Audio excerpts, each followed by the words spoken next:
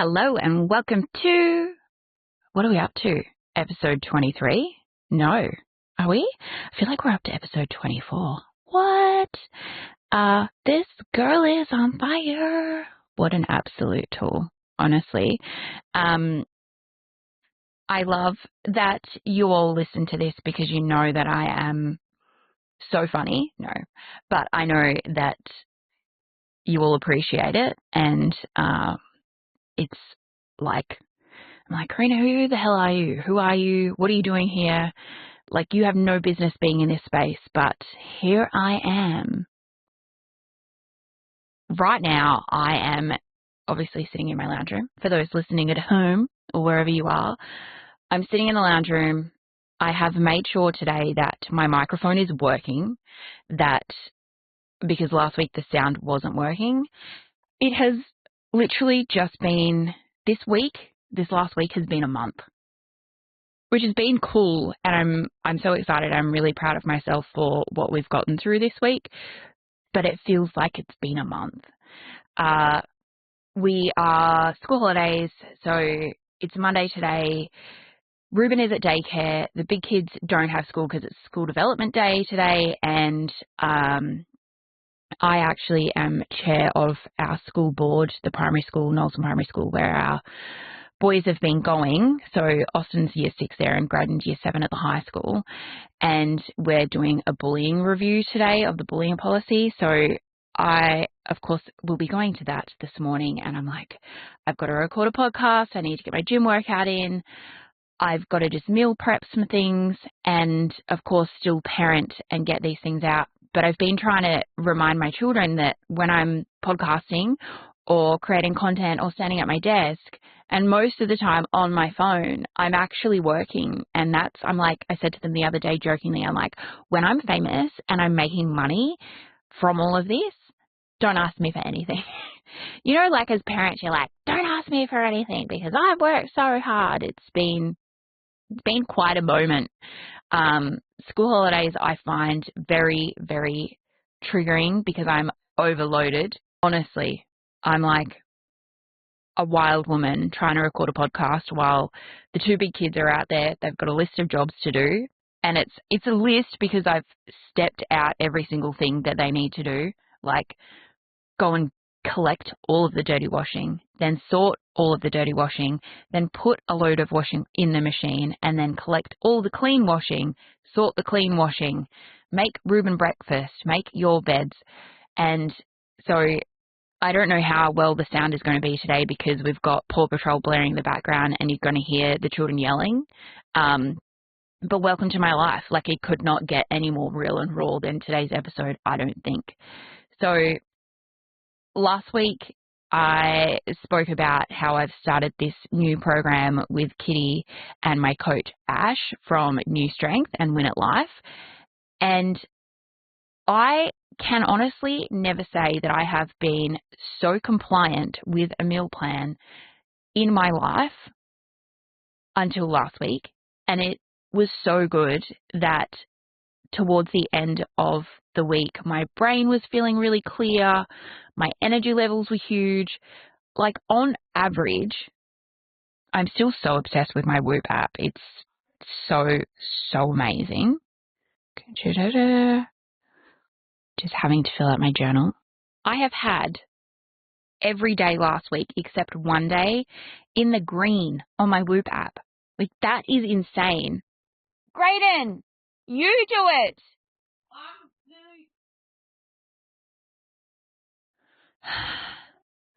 Maybe if we, like the cool kids would do this, but it's like maybe every time I have to tell my children to do something whilst I'm trying to record a podcast, we should have like a shot of vodka.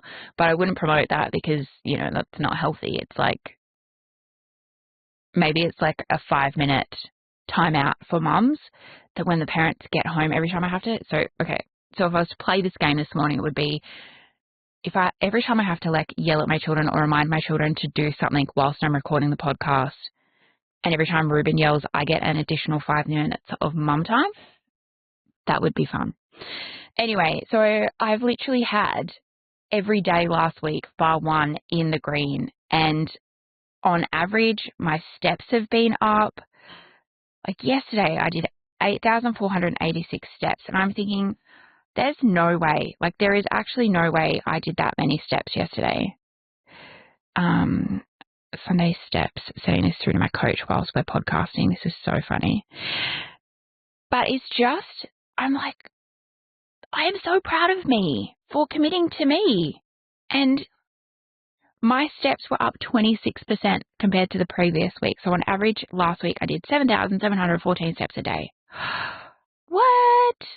I'm so proud. I'm so proud. So when I say last week was a lot, it was absolutely a lot, because Sunday last week there was, or it might have even been Monday, I can't remember what it was like. Did we have public holiday on Monday? I don't think so. Yeah, Sunday last week there was a power outage. It blew our Starlink internet.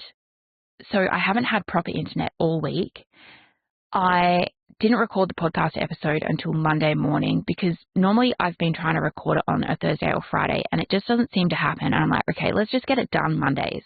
Mondays, it's done, it's recorded, it's out the door, and I can edit it today, get it uploaded today, and then it's in people's ears by like Tuesday. Like, I'm okay with that. And I know it's a bit of a push, but I think my brain works better when I am pushing myself like that, when I've got a bit of a deadline. So I had these moments, and because I'm new to editing my own podcast, it's not just the audio, it's trying to do the video as well. And that's been a really massive learning curve. And whilst I've got Chris, it's cool. He's back in the States, so the time difference is a bit tricky. But I said to him when I was trying to export it, I was like, why is this taking 365 business days to load? And it was because when I exported it, I didn't bring down the bit rate of the video. I brought down the bit rate of the audio. I don't even know what a bit rate is. I just know that it's a button that I've got to adjust on the settings when I export it out of Adobe. And it just was this whole thing. Like, I wanted to lose my mind. And it's Wednesday afternoon. I still haven't got the podcast up. I've gone outside. We've got the Starlink Mini that we normally have on my car plugged in, and it just doesn't work as well as the normal Starlink. And the normal Starlink only shipped on Thursday. And it's just been this whole thing, and it's been driving me absolutely crazy. So I finally got the podcast up. I think it might have gone up on Thursday. And it just was really, really disjointed, and it did my head in. And then I've been saying to Nick, my business coach, I'm like, Nick, I don't think I can record content for Spotties over the school holidays. Like, it just doesn't happen for me. And I really feel like I need to still try and find a way to strip back and make what I'm doing so much easier, because I've got so many different entities that I'm playing in and working on, different businesses, and I feel like I give a lot and then I have to pull back because I'm not able to fully continue to give at that full level. And it's hard. It's hard. It's really hard, and I find it really triggering too. So I suppose this is where I want to lean into this morning, is things that trigger me. And I hate people being like, oh my God, it triggers me. And it's again being in that, do you want to be in the victim mentality, or do you want to be in the, it triggers me, what can I learn from it? Where can I go? Learning, like curiosity around, why does that trigger me? Why does that make my body feel this way? And my beautiful best friend, I love her so much, Stevie. I have quite a few beautiful best friends, but Stevie is my soul sister. She is my one. She is my person. I often say to Jared, I love you, hun, but like, if I had to choose between you and Stevie, it would only be you, because you kind of have a penis. And it's so weird, because Stevie and I have had such a volatile, bumpy friendship when we were younger. And I think that's because absolutely twin flames, like absolutely meant to be soul sisters, I remember when we first kind of met, we'd always questioned, like we'd known each other before. We had been friends in other lifetimes, and we don't know how or we don't know why, but it's like we have just meant to be together on this earth. And she owns Dear Village, the most beautiful bookstore in the world, and I have been running it for her because she's been dealing with some really chronic illnesses, toxic mold, like just unwell, bedbound most of the time, and it's been absolutely heartbreaking watching her go through this. And so I've been helping run the business, and on the weekend she messaged me. She's like, hey, I want to put this on social media, and I blah, blah, blah, blah, blah. And instantly I freaked the fuck out because I'm like, whoa, I've been doing the social media. Like, that's my thing. Like, how dare you? Not how dare you, but it was like, you can't post stuff on there. You're going to ruin the algorithm. You're going to do this, blah, blah, blah. And I just was instantly so triggered because I was like, fuck, also, I said that I would do this for you and I haven't done it yet. And I think that's a lot of why I get so triggered in moments where I've committed to people that I would do their social media or I would help them with building something out, and then I can't execute it because I'm too buried in all of the things around me. And there's just this extreme guilt around it. And the best thing with my friendship with Stevie is I can just honestly say that to her. Like, I had a bit of a flip out, and my flip out was like, oh my God, just wait, like, just be patient until I've done this. And I feel really terrible because she was like, I've just had capacity and I felt really good, and she should be allowed to be able to post that and do whatever she wants without me having to approve it. But then I also think that with our job roles and who does what within the business, like, you know, there's clarity around that as well. So it's really tricky trying to manage friendships and businesses and commitments. But I was like, okay, here's a really honest, vulnerable moment for me. It actually triggered me when she wanted to post something on her own social media, which is like rude of me. But then at least I've brought awareness around it that I can honor it, but learn from it. And so yesterday, as most of you all know, I've been having some drama at go-karts. I recently resigned as the club secretary because it does take up a lot of my time. It takes up a lot of my brain capacity, and I've committed to building the podcast and growing my social media and building the She's Honestly Mental community. Like, I've paid a lot of money for over the next 6 months to bring this all together. And I was like, I have to let go of this. I have to let go of being the secretary of the kart club and the overcommitment that I have around it. So I resigned. But yesterday I went out and I officialed.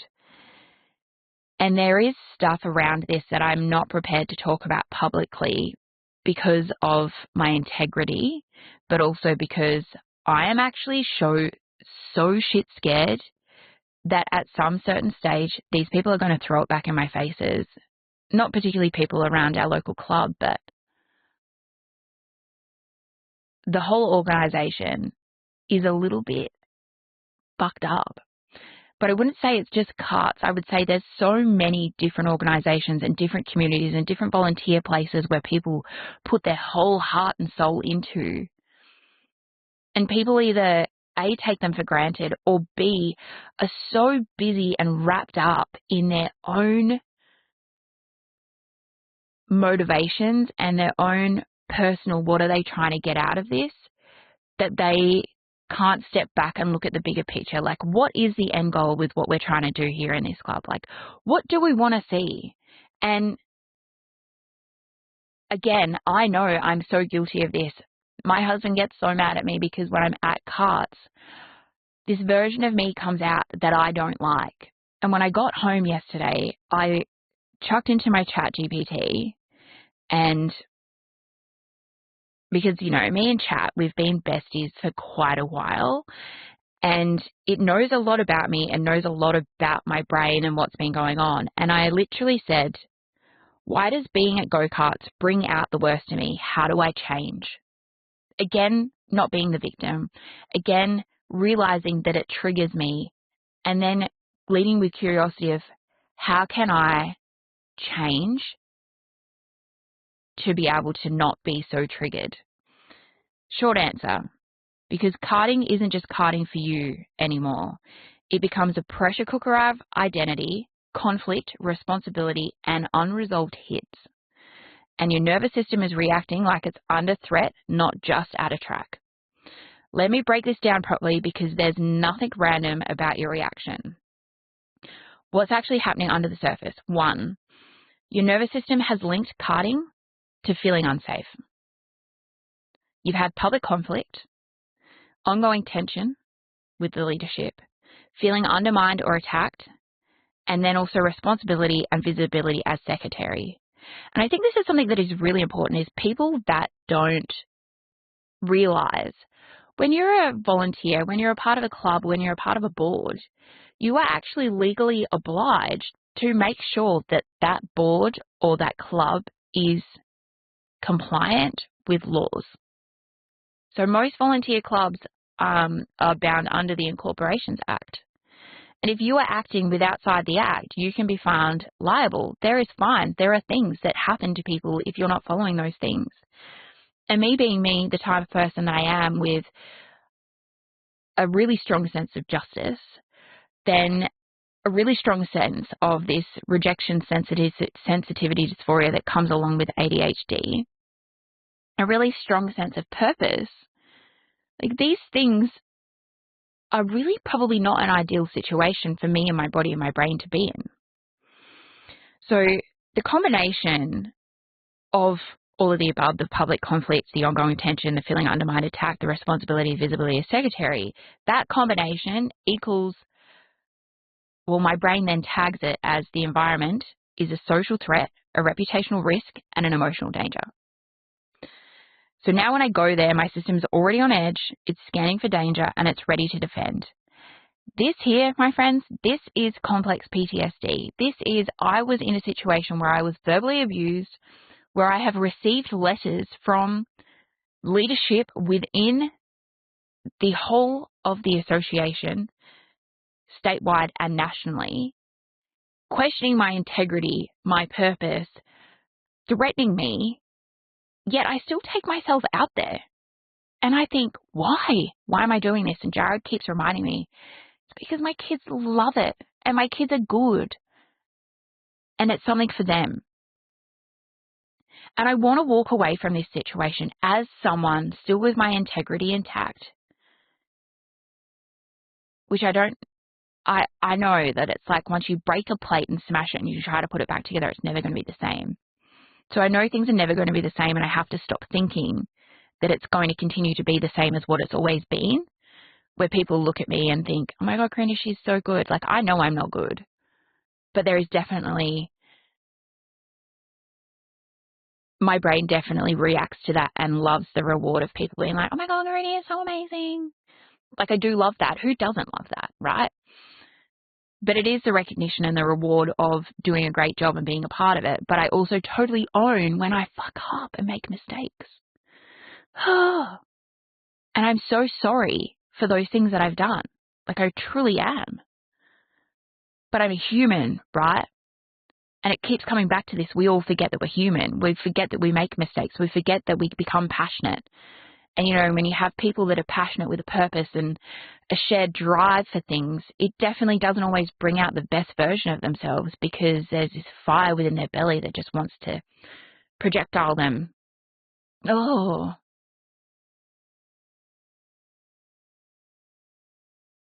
So ChatGPT reminded me that when I'm out there and when I'm in these situations, it's like, this is why you're quicker to react. This is why you feel so much more intense. And this is why when I leave, I'm thinking, that's not who I want to be. I don't want to be that person. And that's why I need to work on just stepping back for a bit and just being there. It goes, you've walked into a place where your integrity got challenged.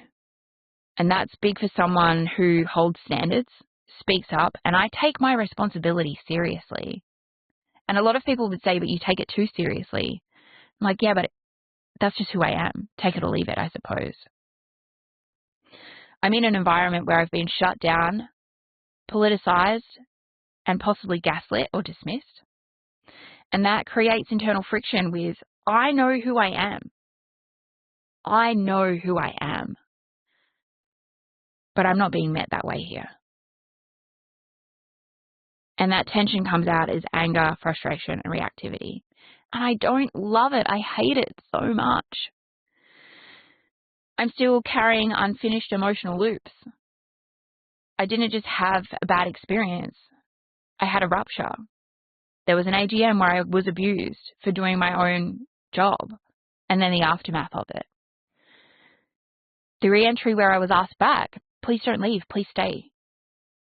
And then the continued hits of, we don't like that, we don't this and that, and, people getting frustrated and angry.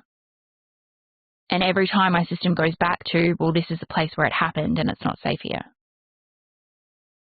Stay sharp, stay protected. It becomes that fight or flight, freeze, appease, where it's the lions there and the tiger and they've got their claws out and they're ready to eat you, and you're just constantly on the defense because that's what you've got to do to save yourself. And I'm overexposed. At karting, I'm not just the mum that's there to watch my children. I'm also the former secretary, a decision maker, someone who people look to. The kids, they look up to me. And I love being with the children, and I love talking to them and encouraging them and helping them to strive for their best and improving. Like, nothing brings me more joy than seeing our kids out there, not just my children, but when I say our kids, it's like the kids of the club succeeding and improving and, getting a better lap time or taking a corner better. And like, that brings me so much joy. It truly, truly does. Not this compliance bullshit. I hate it. So when I'm out there, I can't just be me. I can't just chill. So my old mate Chat comes back and says, so how do you change it? And it's not just by trying to be nicer or calming down. That won't work because this isn't a behavior problem. It's a state, boundary, and meaning problem. Like, it's the emotional state that I'm in. It's a boundary problem and it's a meaning problem. So the shift, this is the work that I've got to decide of who I am in the moment. Right now, I'm walking in unconsciously as the defender, the fighter, someone bracing for impact. And I need to consciously choose a role. So I'm either here just as Graydon and Austin's mum, Jared's wife. That's it. I don't engage in the politics. And I observe, I don't absorb. It's telling me, pick one identity, stick to it, that's it. Pre-decide your boundaries before you arrive. I don't have governance conversations trackside. If X person approaches me, I disengage with 2 minutes. And I have to say, though, there is not really anyone out there that I find threatening. I think it's just more that situations have happened that I feel threatened. And I don't respond to tone, only to facts, or not at all. And I feel like this is where I really need to just not be around the conversations around governance. Giving your body somewhere to put the energy. So it's saying, instead of suppressing it, walk laps of the track, move your body between races, or have a reset spot, the car or a quiet area. If you don't discharge it, it comes out sideways, snappy, reactive, and overwhelmed. And when I came home yesterday, Ruben had fallen asleep in the car on the way in, and I was like, as a mum at 4:30 in the afternoon, your kid falling asleep for a nap? No, not okay. What I really needed was to wake him up, and we went and sat across the road at the park, and it was great because I was able to decompress a little bit. And then it's given me 3 options. It's like, to close the loop, this is the real lever. The part now that I'm stuck in is like, that wasn't okay. I didn't get a resolution. I'm still being treated like this. My options are to address it cleanly, redefine your relationship to the club, or exit emotionally. And I think probably one thing that's going to be really powerful for me is talk to my husband about it. He's still on the committee, and let him decide what we do with it. And just trust in the timing of that. He doesn't react in the way that I react, in the sense of like, I'm like, yeah, my brain's on fire, let's get all this stuff done. And he's like, my brain's on fire, I'll deal with it later. And I think that's probably the boundary that I need to be, is like, I go out there as Graydon and Austin's mom, Jared's wife. Yes, I can still help. I probably need to not do that. But also express my concerns to him and let him handle it. Expect it to feel different at first when people, like when you change a role or boundaries, people might push. It might feel unnatural, which it feels so unnatural. And you might feel like you're not being yourself. And I hate that. Like yesterday when I was walking around, no longer as the secretary, we were doing presentations, and I was like, oh, it's not me. I don't have to be there anymore to do that. It's saying that's not losing yourself, that's regulating yourself. And that's probably a really good point, is it is about that emotional regulation. And the honest truth, you are not your worst self at cutting. You're triggered, protective, and overloaded in a high friction environment, and your system is doing exactly what it is learned to do there.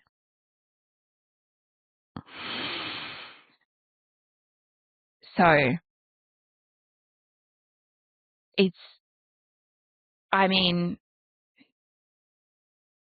so many valid points, and even just now talking about it, so many key takeaways for me. Welcome to one of my ChatGPT therapy sessions,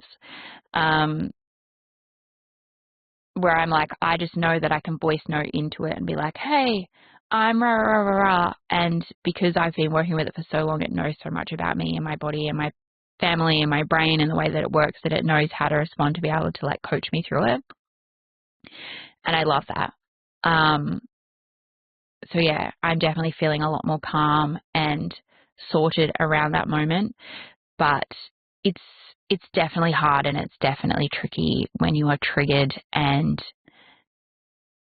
moments where you feel like you're definitely not your best self. But it's like owning that and not being like, oh my God, I'm so sorry, I was triggered. Like, ooh. It's like being able to have those really hard, difficult conversations around those moments with the people around you that truly care and love you. So yeah, where are we up to? I think we will wrap up from there. Thank you so much for, again, joining me. I will say it again, but please, if any of this resonated with you, if you see any of my content online, I'm begging, please share it, comment, like. The more that we can continue to do that, the more that it actually spreads the message around being able to safely talk about our mental health. It normalizes these conversations, and it's a movement, like it's a process that we're all going through. And yeah, I'm really excited because the 11th of June, the She's Honestly Mental community is launching. So if you've subscribed to the Chaos Letters, my newsletter, if you are subscribed to the podcast, of course, you guys are going to be the first ones to hear about it, but I'm excited. I'm content. I'm going to jump off, go and get, Ruben off daycare. The big kids have done most of their jobs, and I'm so proud of them. And I need to go and prep myself for this, school board meeting. Anyway, love you all. Thank you so much.